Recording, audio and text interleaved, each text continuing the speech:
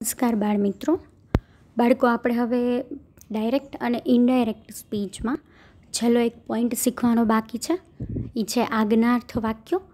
આજ્ઞાર્થ વાક્ય એટલે શું? તો સૌથી પહેલાં આપણે એ સમજશું. બાળકો, તમારી જે રેકનર છે ઇંગ્લિશની, આપણે જે ધોરણ 10ની લીધી છે, તેમાં પણ તમને ડાયરેક્ટ અને ઇનડાયરેક્ટ સ્પીચ આપેલી છે. તો તમે એ બુક પણ ખોલીને બેસજો કે જેથી કરીને તમારી સામે એ બુક રહેશે તો હું જે સમજાવું છું ઇઝીલી તમે સમજી પણ શકશો, અને સમજ્યા પછી એકવાર રીડ પણ કરી લેજો કે જેથી કરીને કંઈ પ્રશ્ન હોય તો તમે મને આપણી સ્કૂલની એપ્લિકેશનમાં અથવા તો કોમેન્ટ બોક્સમાં પૂછી શકો છો. તો બાળકો, જ્યારે કોઈ વ્યક્તિ આપણને કંઈક આજ્ઞા કરે છે, બરાબર, કે ભાઈ ચલો ક્લોઝ ધ ડોર, બારણું બંધ કરી દો, તો બુક ખોલો, તમારી હોમવર્ક ફરજિયાત હોવું જોઈએ, કંઈક એવું કામ હોય કે કોઈ વ્યક્તિ આપણને ગુસ્સામાં કહે છે કે અહીંયાથી બહાર નીકળી જાઓ. તો આ બધા જે જુદા જુદા પ્રકારના વાક્યો જે મેં તમને એક્ઝામ્પલ આપ્યા, એ બધા જ વાક્યને આજ્ઞાર્થ વાક્ય કહેવામાં આવે છે. ઇંગ્લિશમાં બાળકો આપણે એને કહેશું ઇમ્પેરેટિવ સેન્ટેન્સ. યાદ રાખજો, ઇમ્પેરેટિવ સેન્ટેન્સ એટલે કે આજ્ઞાર્થ વાક્ય કે જેમાં આપણને કંઈક આજ્ઞા આપેલી હોય અને એ આજ્ઞાનું આપણે પાલન કરવાનું જ હોય, બરાબર. પણ હવે આજ્ઞાર્થ વાક્યમાં તમારે શું યાદ રાખવાનું છે? તો સૌથી પહેલાં આજ્ઞાર્થ વાક્ય છે એમાં કોઈ પણ સબ્જેક્ટ તમને આપેલો નહીં હોય, મતલબ કે નો સબ્જેક્ટ. સબ્જેક્ટ એટલે કે કર્તા. આ વાક્યમાં તમને કર્તા નહીં આપેલો હોય. વાક્યની શરૂઆત હંમેશા વર્બથી થશે, બરાબર. વર્બ એટલે કે ક્રિયા દર્શાવતો શબ્દ. જેમ હું બોલીને કે ક્લોઝ ધ વિન્ડો, બારી બંધ કરી દો. તો હવે આ કાર્ય છે એ કોઈ એક વ્યક્તિને ઉલ્લેખ કરીને મેં નથી કીધું, કોઈ એક વ્યક્તિને આદેશ કરીને નથી કીધું, પણ મેં જનરલ સૂચના આપી છે, બરાબર, કે ભાઈ ઓપન યોર બુક, તમારી ચોપડીઓ ખોલો. તો જનરલ જે સૂચના છે એ બધા જ માટે આપણે આજ્ઞાર્થ વાક્યનો ઉપયોગ કરીએ છીએ. એમાં આપણને કરતા હોતો નથી. વાક્યની શરૂઆત કેનાથી થાય છે? તો sentence is start with verb, બરાબર, એટલે કે ક્રિયાપદથી વાક્યની શરૂઆત થાય છે. બાળકો, તમારો અંગ્રેજીનો જે સ્પીચનો ચોપડો છે એ તમારી સાથે લઈને બેસજો, બરાબર. પેન, પેન્સિલ એવું હોય તો એક વખત રફમાં રાઇટ ડાઉન કરજો અને ધેન પછી ફેરબુકમાં લખી લેજો, કારણ કે નેક્સ્ટ યર આ બધું આપણને ફરીથી કામ આવવાનું જ છે. આપણે આ વાત થઈ જ ગઈ છે ઓલરેડી. તો join the sentence with to, એના પછીનો ફેરફાર છે કે ભાઈ વાક્યને જોડવા માટે કોનો ઉપયોગ થાય છે? તો ટુનો ઉપયોગ થાય છે. આપણે અત્યાર સુધી જોયું કે ભાઈ વાક્યને જોડવા માટે આપણે કેનો ઉપયોગ કરતા હતા. તો સૌથી પહેલાં આપણે જ્યારે સાદા વાક્ય શીખ્યા, બરાબર, સાદા વાક્ય એટલે કે ટેન્સના અને સર્વનામમાં ફેરફારના. તો એ વાક્યમાં આપણે શું કરતા હતા? તો વાક્યને જોડવા માટે કેનો યુઝ કરતા હતા? તો દેટ, THAT, બરાબર. ત્યાર પછી તો આપણે એના પછી શીખ્યા પ્રશ્નાર્થ વાક્ય. પ્રશ્નાર્થ વાક્યમાં ટોટલ 2 પ્રકાર. કયા 2 પ્રકાર? તો એક તો સહાયકારક ક્રિયાપદ અને એક તો WH. તો એ બેમાં વાક્યને જોડવા માટે કેનો ઉપયોગ કરતા હતા? તો સહાયકારક ક્રિયાપદમાં I, F, if, અને WH ક્વેશ્ચનમાં આપણે કંઈ એડ ન કરતા, પણ જે WH ક્વેશ્ચન આપણને આપેલો છે એને જ આપણે વાક્યને જોડવા માટે યુઝ કરી લેતા અને પછી પાછળનું વાક્ય સાદું બનાવી લેતા, સિમ્પલ સેન્ટેન્સ, બરાબર. નો ચેન્જીસ ઇન ધ ટેન્સ. હવે આ જે આપણને આજ્ઞાર્થ વાક્ય આપ્યા છે એ વાક્યમાં આપણે એક વસ્તુ યાદ રાખવાની છે કે ભાઈ સર્વનામ જો કંઈ આપેલું હશે તો એમાં ફેરફાર થશે, પણ કાળમાં ફેરફાર થશે નહીં. જે ટેન્સમાં તમને એ વાક્ય આપેલું છે એ એમનેમ જ આપણે રાખવાનું રહેશે.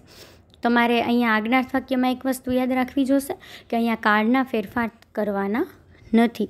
જેમ પ્રશ્નાર્થ વાક્યમાં, સર્વનામમાં બધું જોયું કે ભાઈ સર્વનામમાં ફેરફાર થાય, કાળમાં પણ થાય.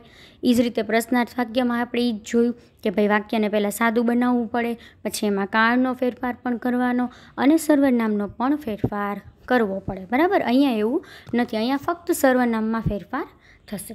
હવે મિત્રો, આપણી જે જુદી જુદી પ્રકારના ભાવ છે, બરાબર, એ ભાવને સૂચવવા માટે થઈને અહીંયા તમારે સેડ ટુને બદલે અલગ અલગ પ્રકારના વાક્યોનો, અલગ અલગ પ્રકારની રિપોર્ટિંગ વર્બ છે એનો ઉપયોગ કરવાનો છે. તો જો કે ભાઈ જ્યારે તમને કોઈ પણ વાક્યમાં હુકમનો આદેશ આપેલો હોય, હુકમ કરવો અથવા તો અનિવાર્ય ફરજ સૂચવવાની વાત થઈ છે, બરાબર છે, યાદ રાખતા જાજો. કારણ કે તમે જો રિપોર્ટિંગ સ્પીચના ભાવને સમજી અને પછી અહીંયા જે આપ્યું છે એ નહીં મૂકો તો તમારું વાક્ય ખોટું પડી શકે છે. તો જો શું આપ્યું છે કે જ્યારે હુકમ અથવા તો અનિવાર્ય ફરજનો ભાવ તમને સૂચવાયેલો હોય છે ત્યારે તમારે સેડ ટુના બદલે કમાન્ડેડ અથવા તો ઓર્ડર્ડ મુકાય છે.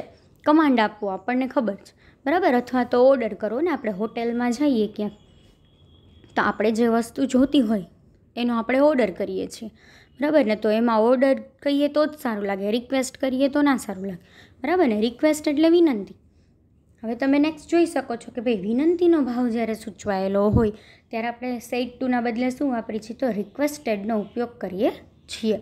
જો ઇન્ટુ બ્રેકેટ આપ્યું છે કે પ્લીઝ જેવો શબ્દ, બરાબર ને. મારે કોઈ પાસેથી મદદ માંગવી હોય તો હું એમ કહું પ્લીઝ હેલ્પ મી, મહેરબાની કરીને મને મદદ કરો. તો એ મારી શું થઈ છે સામેવાળા વ્યક્તિને રિક્વેસ્ટ, વિનંતી. તો જ્યારે વિનંતીનો ભાવ હોય ત્યારે ઓર્ડર મૂકી દઈએ તો પાછું વાક્ય આપણું ખોટું પડે, જો રિપોર્ટિંગ વર્બ સાચો ના હોય તો. એટલે આ તમારે યાદ રાખવું પડશે. એ જ રીતે તમને બીજું આપ્યું છે કે ભાઈ સલાહનો ભાવ જ્યારે સૂચવવાનો છે. સલાહ એટલે શું એ આપણને ખબર છે. તમારે એક્ઝામ આવતી હોય તો તમને બધા ટીચર્સ એડવાઇસ આપે છે ને, સલાહ, કે આમ કરવું જોઈએ, આમ ન કરવું જોઈએ, ભણવામાં ધ્યાન રાખવું જોઈએ. આપણા પેરેન્ટ્સ પણ આપે છે. તો જ્યારે સલાહનો ભાવ સૂચવાયેલો હોય ત્યારે સેડ ટુના બદલે એડવાઇઝડ અથવા તો સજેસ્ટેડ. આપણે કહીએ છીએ ને કે મને કંઈક સારું સજેશન આપો ને. સજેશન આપવું એટલે કે સલાહ આપો ને કે મારે હવે લાઈફમાં આગળ શું કરવું, આગળ શું ભણવું, બરાબર. તો જ્યારે તમને કંઈ પણ સલાહ અપાઈ છે ત્યારે તમે આ બે શબ્દોમાંથી એક વાપરી શકો છો, એક તો એડવાઇસ અને એક તો સજેસ્ટેડ, બરાબર છે મિત્રો. ચોથું છે જ્યારે સૂચના આપવાની હોય છે કાંઈ પણ તો ત્યારે આપણે ઇન્સ્ટ્રક્ટેડ. આપણે ઇન્સ્ટ્રક્શન એટલે સૂચના, બરાબર. અને અહીંયા યાદ રાખવાનું છે ઇન્સ્ટ્રક્ટેડ એટલે કે જ્યારે આપણે કોઈ પણ સૂચનાનો ભાવ સૂચવવાનો છે ત્યારે આપણે ઇન્સ્ટ્રક્ટેડનો ઉપયોગ કરીએ છીએ. હવે મિત્રો આ 4 વસ્તુ તો તમે યાદ રાખી, પણ 5મી વાત છે કે જ્યારે રિપોર્ટિંગ સ્પીચના વાક્યમાં આપેલો ભાવ છે, એનો જે ભાવાર્થ છે એ આપણને ખબર પડતી નથી. આપણને એટલે એવું નહીં કે આપણને ન ખબર પડી હોય તો ગમે ત્યારે સેડ ટુને બદલે ટોલ્ડ મૂકી દેવાનું, એવું નથી. પણ જ્યારે આપણને સમજાતું નથી એવું કંઈક વાક્ય આપેલું છે કે જેમાં ઉપરના જે 4 આપેલા છે, સલાહ, વિનંતી, સૂચના અથવા તો હુકમ, એ 4માંથી કંઈ નથી આપેલું પણ કંઈક અલગ જ ભાવ સૂચવતું વાક્ય છે, તો એવા વાક્યમાં આપણે શું કરવાનું છે તો સેડ ટુ છે એના બદલે સીધું શું મૂકી દઈશું, ટોલ્ડ, જે અત્યાર સુધી આપણે મૂકતા આવ્યા છીએ. તો મિત્રો આ 5 પોઈન્ટ યાદ રાખવાના રહેશે તમારે. સૌથી પહેલાં આપણે એના એક્ઝામ્પલ્સ જોઈ લઈએ. પહેલું એક્ઝામ્પલ તમને આપેલું છે કે the master sad to the servant get out. તો આપણે જોયા ભેગી આપણને ખબર પડી જાય છે કે ગેટ આઉટ મતલબ કે આપણને શું આપવામાં આવ્યો છે, ઓર્ડર આપવામાં આવ્યો છે. ગુસ્સામાં કોઈ વ્યક્તિ આપણને ખીજાય છે તો સેડ ટુનું થશે ઓર્ડર્ડ. તો the master ordered the servant. વાક્યને જોઈન્ટ કરવા માટે આપણે અહીંયા ટુનો યુઝ કરશું ઇમ્પેરેટિવ સેન્ટેન્સમાં, એટલે સર્વન્ટ ટુ ગેટ આઉટ. પછીના વાક્યમાં આપણને ખબર જ છે કોઈ ફેરફાર નહીં થાય, સર્વનામ આપ્યું નથી અને ટેન્સમાં ફેરફાર કરવાનો નથી, બરાબર. I said to him please give me your book. બરાબર, મેં એને કીધું કે ભાઈ મને પ્લીઝ તમારી બુક આપો. સર્વનામમાં ફેરફાર આપણે કરવો પડશે. અને પ્લીઝ આપ્યું છે એનો મતલબ આપણે એને શું કરી છે તો વિનંતી દર્શાવી છે. તો આઈ સેડ ટુનું બદલે આપણે મૂકશું રિક્વેસ્ટેડ હિમ. હવે અહીંયા ટુ નહીં આવે, અહીંયા ભૂલથી ટુ છે ધેટ છે એ ટાઈપ થઈ ગયું છે ટુના બદલે, તો આપણે અહીંયા ટુ જ મૂકશું. તો આઈ રિક્વેસ્ટેડ હિમ ટુ ગીવ. અહીંયા મીમાં કોઈ ફેરફાર નહીં થાય કારણ કે બોલનાર આઈ આપ્યું છે, બરાબર. અહીંયા એટલે મને જ બુક જોઈ છે, પણ કોની બુક જોઈ છે તો હિમ એટલે તમારી. તો હિમનું અહીંયા યોર આપ્યું છે તો સંબંધ વિભક્તિ શું થશે તો હીઝ, અને અહીંયા બુક. ઓકે, તો જે વિભક્તિ આપી હોય એ જ વિભક્તિમાં આપણે ફેરફાર કરવાનો થશે. એ આપણે વાત થઈ જ ગઈ છે, સમજી પણ લીધું છે આપણે. નેક્સ્ટ આપણે એક્ઝામ્પલ જોઈ લઈએ કે ભાઈ the teacher said to the students be regular. જો ટીચર છે એ એના બાળકોને સેડ ટુ ધ સ્ટુડન્ટ્સ, વિદ્યાર્થીઓને કહે છે કે બી રેગ્યુલર, મતલબ કે ટીચરે શું આપી છે, સલાહ આપીને કે આમ તમારે કરવું જોઈએ, બરાબર છે. તો તમને વાક્યને ફેરવતી વખતે યાદ રાખવાનું કે સલાહનો ભાવ સૂચવે છે તો સેડ ટુના બદલે શું મુકાય છે, અહીંયા એડવાઇઝડ મુકાય છે. તો the teacher advised the students શું એડવાઇઝડ આપે છે તો ટુ બી રેગ્યુલર. વાક્યને જોડવા માટે આપણે શું મૂક્યું છે અહીંયા ટુ, અને પછી તો કારના ફેરફાર વગર આપણે સીધું વાક્ય મૂકી દઈશું એટલે કે બી રેગ્યુલર. નેક્સ્ટ સેન્ટેન્સ છે કે the teacher said to me keep a note of my teaching. Keep એટલે રાખવું, a note of my teaching એટલે કે મારા વિષયની બુક છે એ તમે સાથે રાખતા જાજો. બરાબર. હવે શિક્ષક છે એ મને કહે છે, તો હવે શિક્ષકે જે મને કીધું એ શું હતી, એની સૂચના આપી ને શિક્ષકે કે ભાઈ આપણે કેમ લેક્ચર બીજે દિવસે લેવાનો હોય તો હું તમને સૂચના આપું છું કે આવતીકાલે આટલી વસ્તુ સાથે તમારે રાખવાની. તો જ્યારે આપણે સૂચના આપવાની વાત કરીએ છીએ ત્યારે આપણે શું વાપરીએ છીએ તો ઇન્સ્ટ્રક્ટેડ. બરાબર. તો ધ ટીચર ઇન્સ્ટ્રક્ટેડ મી. પછી તો બે વાક્યને જોડવા માટે કોનો યુઝ થયો છે તો ટુ. પછી કીપ અ નોટબુક ઓફ. હવે અહીંયા માય છે, મારી વાત થાય છે. બરાબર. તો મારી માય છે એટલે સંબંધ વિભક્તિ દર્શાવી, અને હું જો ગર્લ હોય તો અહીંયા મૂકું હર. બરાબર. બોય હોય તો અહીંયા મૂકી શકીએ આપણે હીઝ. સંબંધ વિભક્તિ કઈ રીતે ફેરવવાની આપણને ખ્યાલ છે. તો અ નોટ ઓફ હર ટીચિંગ. બરાબર. શિક્ષક એમ કહે છે ને કે ભાઈ મારા વિષયની નોટબુક છે એ તમે સાથે રાખજો, એટલે તમને સમજાય છે ને કે તમારા ટીચર છે કોઈ લેડી પણ હોઈ શકે ને કોઈ જેન્ટ્સ પણ હોઈ શકે. તો તમે અહીંયા હર લખો કે તેની બુક તો પણ સાચું, અને હીઝ બુક તો પણ સાચું. બરાબર. તો સર્વનામમાં ફેરફાર તમને આવડે જ છે. હવે બાળકો તમારે આમાં જ બીજી એક વસ્તુ વધારાની શીખવાની થશે કે ભાઈ ઇમ્પેરેટિવ સેન્ટેન્સ છે અત્યાર સુધી આપણે જે જોયા એ બધા કેવા હતા, હકાર વાક્ય, એફર્મેટિવમાં હતા. હવે ઇમ્પેરેટિવ સેન્ટેન્સ છે એ તમારે નેગેટિવ પણ પૂછાય છે. તો ઇમ્પેરેટિવ સેન્ટેન્સને નેગેટિવ સેન્ટેન્સમાં કઈ રીતે આપણે ફેરવવાના, અથવા તો ઇમ્પેરેટિવ સેન્ટેન્સ છે આજ્ઞાર્થ વાક્ય છે એ જ તમને જો નકારમાં આપેલું હોય તો તમારે એને ઇનડાયરેક્ટમાં ફેરવતી વખતે કયા કયા વાતને યાદ રાખવાની છે, અથવા તો કયા કયા નિયમ જોવાના છે. તો આપણે જોઈ લઈએ કે in negative sentence we see don't or do not. કે ભાઈ જો તમને આજ્ઞાર્થ વાક્ય નકારમાં આપેલું હશે તો એ વાક્યની શરૂઆત કેનાથી થઈ હશે તો ડોન્ટ અથવા તો ડુ નોટથી થયેલી હશે. અને આ જ વાક્યને હવે જોડવા માટે તમારે શું કરવાનું છે તો join the sentence with not to. અત્યાર સુધી આપણે શું જોયું કે ભાઈ આજ્ઞાર્થ વાક્યને જોડવા માટે આપણે કેનો ઉપયોગ કરતા હતા તો ટુનો. પણ હવે આજ્ઞાર્થ વાક્ય તમને જ્યારે નકારમાં આપેલું છે તો આજ્ઞાર્થ નકાર વાક્યને જોડવા માટે એટલે કે ઇનડાયરેક્ટ સ્પીચમાં ફેરવતી વખતે આપણે કેનો ઉપયોગ કરીએ છીએ તો નોટ ટુ. એટલે ટુની બદલે હવે વાક્યને જોડવા માટે આપણે શું મૂકશું તો નોટ ટુ મૂકશું. બરાબર. જોઈ લઈએ એના એક્ઝામ્પલ આપણે અહીંયા કે હી સેડ ટુ મી, કે તેને મને કીધું. શું કીધું કે please do not drive the scooter very fast.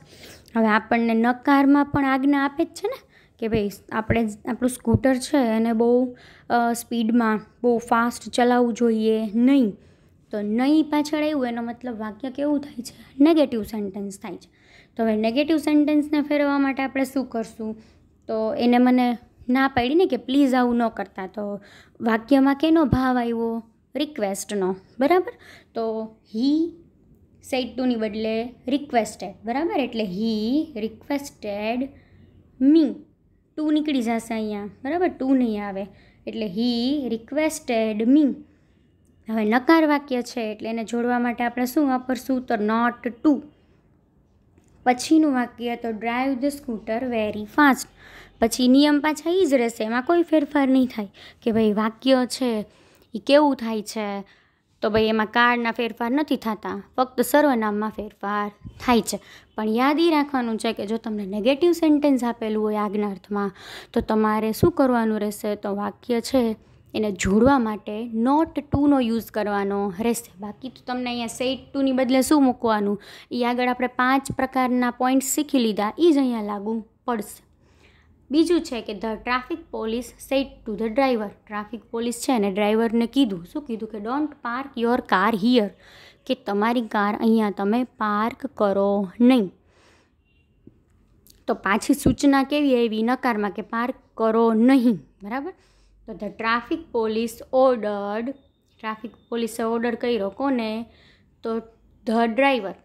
અહીંયા ધ ડ્રાઈવર છે અહીંયા એડ થશે કે the traffic police ordered the driver, બરાબર.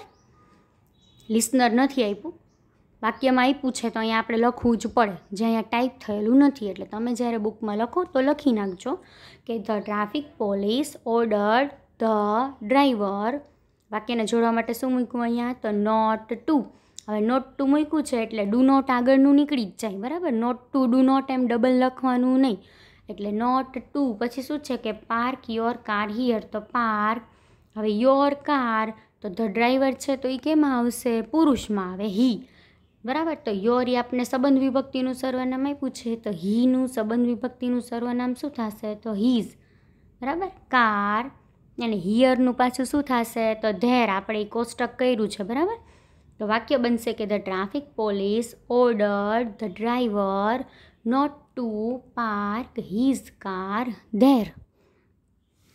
હવે એ કોષ્ટક તમારે બાળકો યાદ રાખવાના રહેશે કે ધીઝ હોય તો ધેટ થાય, ધીઝ હોય તો ધોઝ થાય, બરાબર. યસ્ટરડે હોય તો ધ ડે બિફોર થાય, ટુમોરો હોય તો ધ નેક્સ્ટ ડે થાય, નાવ હોય તો ધેન થાય.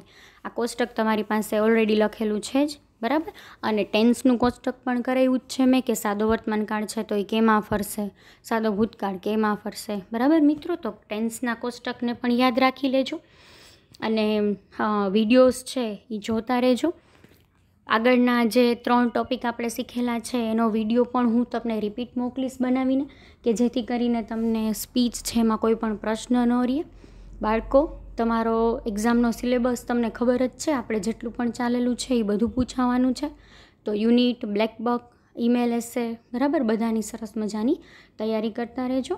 અને એક્ઝામ બહુ નજીક જ છે તમારી, તો વ્યવસ્થિત રીતે બધા જ વિષયના વિડીયો અને રિવિઝન છે એની વ્યવસ્થિત તૈયારી કરજો. કંઈ પણ સ્પીચમાં પ્રશ્ન હોય તો તમે કોમેન્ટ બોક્સમાં અથવા તો આપણી સ્કૂલની એપ્લિકેશન છે એના થ્રુ મને પૂછી શકો છો. ઘરે રહેજો, બરાબર, અને સરસ ભણતા રહેજો. Bye bye and take care.